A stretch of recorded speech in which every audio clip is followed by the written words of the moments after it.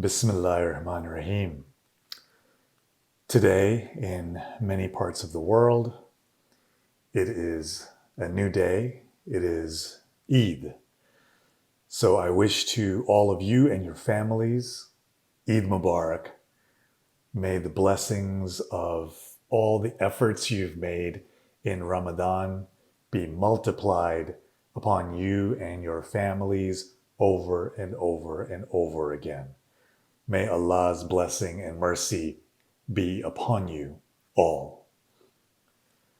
I want to talk today in this final video for our series about celebration and what celebration means on the spiritual path. Today is Eid, Eid Mubarak. Eid means this celebratory moment, the celebratory event that happens. It is the Eid al-Fitr, which is the celebration of the breaking of the fast. And what does it mean for us who are on a spiritual path? What does it mean from a spiritual point of view of Eid? I want to start with a few sentences from the conclusion of my book, Remember Who You Are. And I wrote about this lion who, raised among sheep, forgets his own lion nature or her own lion nature. And we get to a point where the lion has to make a decision. Does he or she continue to live like sheep, or does he make an effort to find out what it means to be a lion? So I wrote in the conclusion, a lion who was raised by sheep has to make a sustained effort at remembering his own lion nature before it becomes natural to him once again. In the meantime, he easily falls back into the habits of thinking and feeling and acting like a sheep. To overcome his old sheep habits, he has to replace them with new lion habits, not just daily, but hourly. We find ourselves in a similar situation. We read a lot of books. We hear a lot of things. We are exposed to a lot of ideas. But being exposed to ideas is not enough. Those ideas have to turn into food and go into our mouths and into our bodies. They have to get into our bones and blood, our minds and hearts, and come out in our actions if they're going to be useful to us and useful to the world. Sometimes we don't know how to do this. Sometimes we can't see ourselves doing these things. It seems too hard or too foreign to us. Sometimes we think we are not the people who do those things. Doing those things would make us different kinds of people. It might change us too much. We would become strangers to ourselves.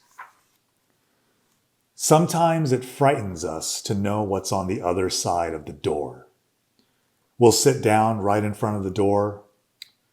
We'll build a campfire and cook marshmallows and sing songs right in front of the door, but we won't go through the door. We'll caress the knob and write letters of longing to the person on the other side of the door, but we won't go through the door.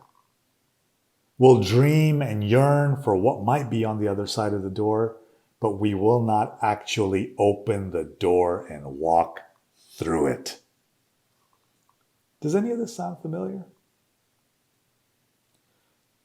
I want to invite you to finally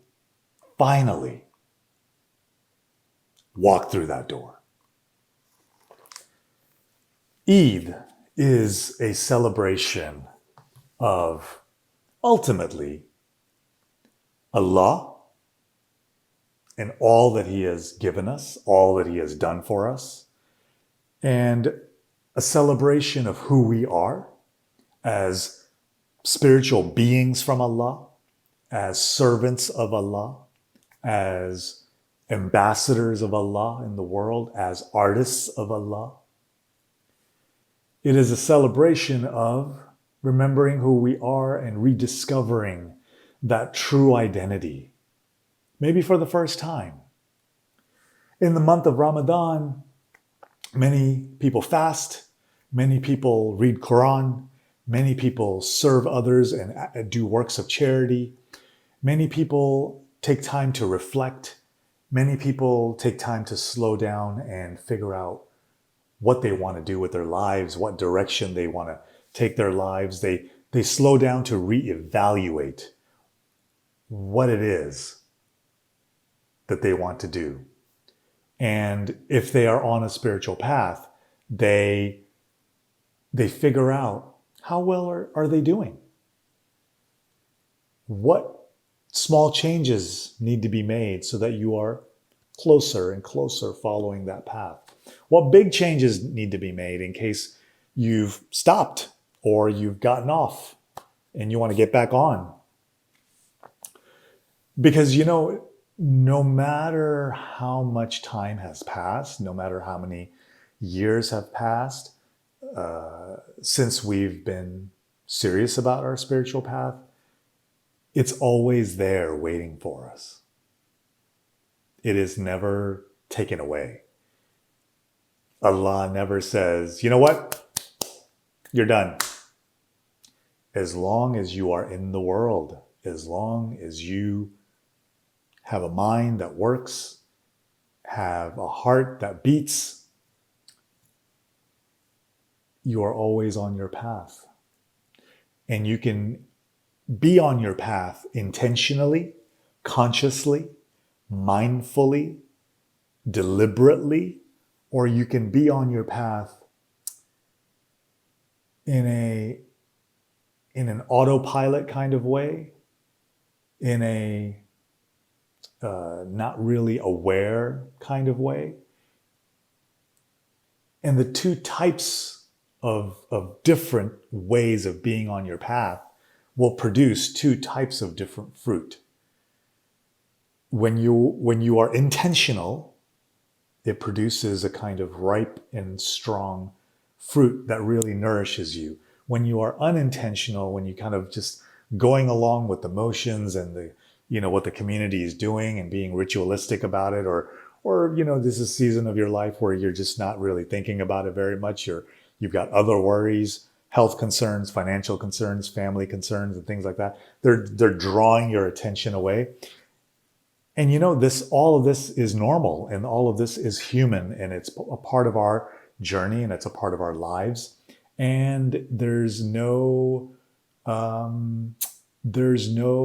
shame or embarrassment or anything. Just as soon as you can, get back on your path. And Ramadan allows us to do that. Ramadan is, every year this month comes and says, hey, maybe now it's time. Get back on. Let's try. And so it's a gift. It's a blessing. It's something that helps us move closer to the core, to the truth, to Allah, to the prophets, to the imams, to the saints, to the bodhisattvas, to the angels, to our fellow human beings who are with us, striving and learning and making mistakes and getting back up and trying again and making more mistakes and getting back up and trying again. It's the sincerity of the effort, right? It's the intention of the effort that propels us on the spiritual path. And so when we get to this end of the month-long period, and regardless of what the flavor of our practices were, we celebrate. We first and foremost celebrate Allah, Alhamdulillah, Allahu Akbar, Subhanallah.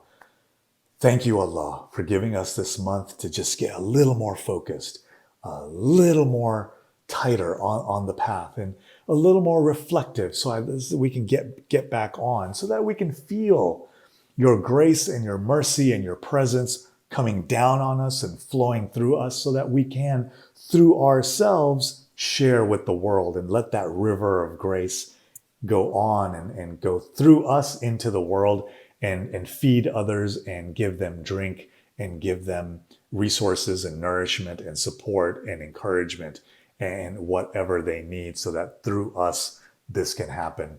And that is a blessing, to be a channel for Allah's grace and blessings in the world. And we celebrate that. And we celebrate our fellow human beings who are here with us. What a joy it is to be here with our family members, because, you know, each human being is a member of our spiritual family. They are united with us. They are bonded to us on a deep core, on a deep spiritual level. We are one. We are one. Whether somebody is a Christian, whether they're Jewish, whether they're Buddhist, whether they're Hindu, whether they're atheist, whether they're pagan, it doesn't matter. Every human being created by Allah is with us in this spiritual unity, and we bless them all, and we care about them all, and we embrace them all, because their needs are our needs, their pain is our pain. And so we celebrate this unity that we have with others and all the creatures that Allah has made, the birds, the bears, every creature, large and small, every creature that we can see and we can't see. This is a celebration. This is a celebration of life. This is a celebration of the whole universe. This is a celebration because we have so much to be thankful for. We have so much to celebrate. We have so much to affirm and acknowledge in each other. And so we say Eid Mubarak, we say Allahu Akbar, we say Alhamdulillah, we say Assalamu Alaikum. We affirm that wholeness that we see in everyone. It is a celebration, and especially being able to see ourselves, to see and respect who we are, who the Creator has made us. And that is also part of our spiritual practice, to appreciate and be thankful for this body, this mind, this heart, these resources, this the food that we have, the books that we have, the tools that we have, the home that we have, all the things that Allah has given us. It is a time of gratitude, and it is a time of acknowledgement and appreciation and remembrance. And so we say Eid Mubarak, we say Alhamdulillah, we say Shukr Allah, Shukran Lillah. We are filled with gratitude for this time, for this month, for this practice of Ramadan, this celebration of Ramadan, and it is such a gift. And you know, I am thankful for you. I am thankful for you. You have been on this month-long journey with me, and you allowed me to share some ideas and share some things that I've learned. And hopefully it has given you a little bit of something to help you on your spiritual path. And you've given me some time to let me share some of these things with you. And it has meant so much to me. It has meant so much to me that, you know, this is what I came to do in the world. This is my purpose.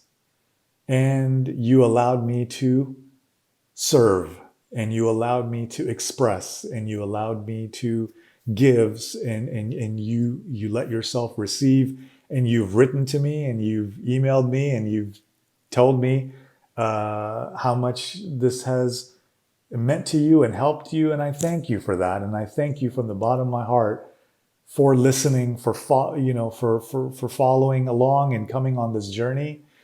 And I'm new to all this, so I don't have the fanciest setup. I'm still learning about sound and lighting, and inshallah it'll continue to improve.